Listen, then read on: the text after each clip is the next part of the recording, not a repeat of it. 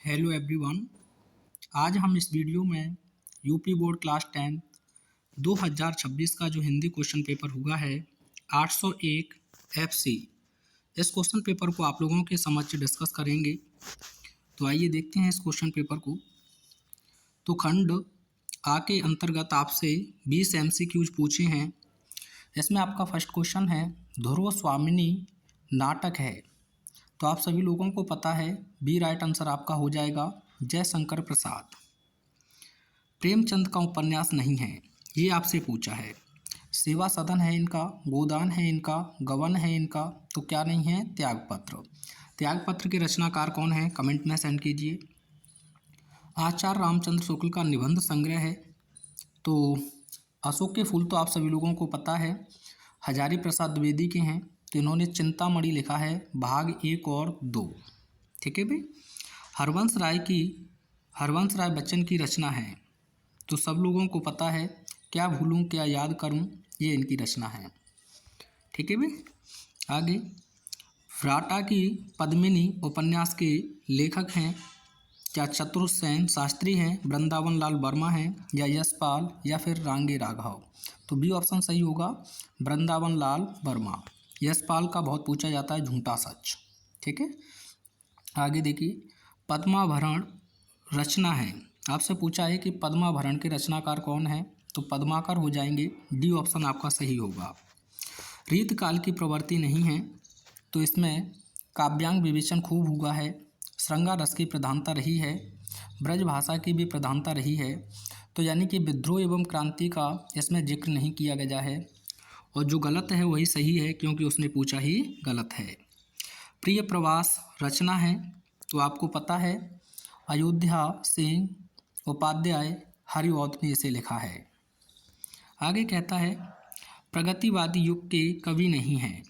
इसमें से कौन नहीं है। केदारनाथ अग्रवाल हैं, नागार्जुन हैं और त्रिलोचन भी हैं। तो मैत्री शरण गुप्त इसका राइट आंसर हो जाएगा। ये प्रगतिवादी युग के अंदर नहीं आते हैं, निराला आते हैं इसमें। ठीक है।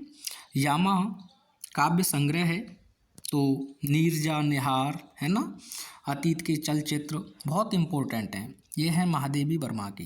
किसकी है। महादेवी वर्मा। शोक का स्थायी भाव है। ये क्वेश्चन ही गलत है, ये होता है इसमें, यानी कि शांत रस का स्थायी भाव क्या है। अच्छा सही है बिल्कुल, शोक स्थायी भाव है ये पूछा है ना। तो ये करुण रस का हो जाएगा। शांत रस का निर्वेद होता है और श्रृंगार का रति होता है। अद्भुत का मुझे बताओ क्या होता है, विस्मय होता है क्या। ठीक है। देखें तो सही कैसा पेपर रहा आप लोगों का, अंक अवश्य बताएं लास्ट में आप। ठीक है। सोहत ओढ़े पीत पटु श्याम सलोने गात, मनो नील मन शैल पर आपुत पर प्रभात। इसमें आपको बताना है इन पंक्तियों में कौन सा अलंकार है। तो यानी कि मन मानो जन जानो, जहाँ आपको देखने को मिले उत्प्रेक्षा होता है। सास ही से की अगर हम बात करें तो वहाँ आप सभी लोगों को पता है उपमा होता है। ठीक है।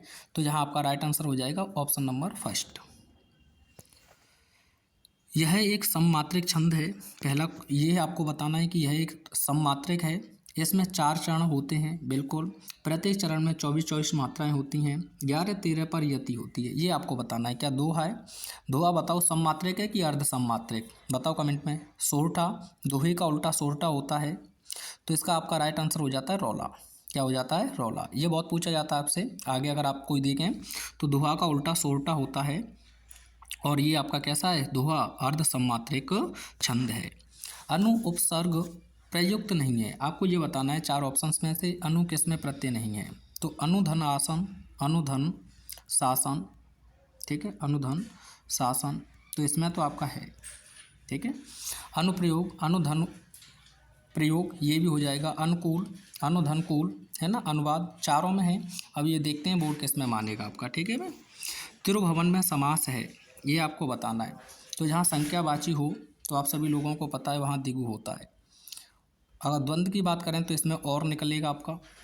कर्मधारी की बात करें तो इसमें विशेषता बताई जाएगी। ठीक है। सुर शरीर देव पगा किसके पर्यायवाची हैं ये बताना है। यमुना, बेतवा, गंगा या सरस्वती। तो गंगा के हैं ये। राइट आंसर आपका सी हो जाता है। अगला क्वेश्चन है आपका युष्मद सर्वनाम शब्द का तृतीय विभक्ति एक वचन रूप होगा, ये आपको कमेंट में बताना है। रचना के आधार पर वाक्य का प्रकार नहीं है। तो रचना के आधार पर 3 प्रकार के वाक्य होते हैं, जिसमें सरल होता है, संयुक्त होता है, मिश्रित होता है, प्रश्नवाचक नहीं होता है। तो सी आंसर हो जाएगा। अर्थ के आधार पर जो 8 होते हैं उसके अंदर आपका प्रश्नवाचक आता है। ठीक है। मोहन विद्यालय जाता है, इस वाक्य में वाच्य है। तो हिंदी में 3 प्रकार के वाच्य होते हैं, कर्तृवाच्य, कर्मवाच्य और भाववाच्य। ठीक है। लेकिन यहाँ कर्म की प्रधानता है, कार्य करने वाला कौन है? मोहन। जहाँ कर्ता की प्रधानता होती है वहाँ कर्तृवाच्य कहलाता है, इसमें कर्ता की प्रधानता है। कर्मवाच्य में कर्म की प्रधानता होती है और भाववाच्य में क्रिया और भाव की। आहा उपवन में सुंदर फूल खिले हैं, इसमें आपको रेखांकित पद को बताना है। तो आहा के बारे में बताना है, तो विस्मय है। ठीक है। ये आपका क्वेश्चन पेपर रहा था। आपका क्या स्कोर है कमेंट में अवश्य बताएं। Thanks for watching.